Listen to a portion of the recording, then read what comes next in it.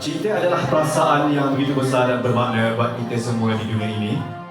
Cinta yang matang antara dua jiwa yang berlainan fitrah kini telah disatukan dalam satu ikatan yang cukup membawa erti dalam sebuah kehidupan, iaitu ikatan perkahwinan. Hari ini kita semua meraihkan cinta yang sedia terjalin antara pasangan pengantin mula berkenalan sejak tahun 2009.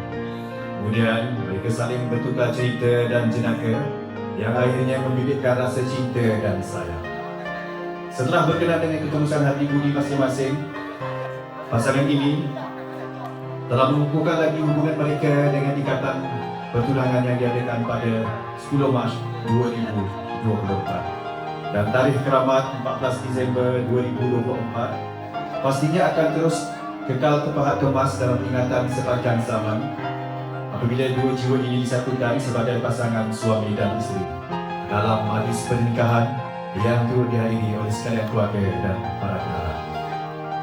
Dan alhamdulillah hari ini sekalian kita sama-sama berkumpul untuk kita raikan majlis di sebelah pihak pengantin lelaki, majlis menyambut menantu. Dan untuk itu hari ini sekalian, marilah bersama-sama kita memberi tumpuan di layar utama sebentar sahaja lagi untuk kita saksikan tayangan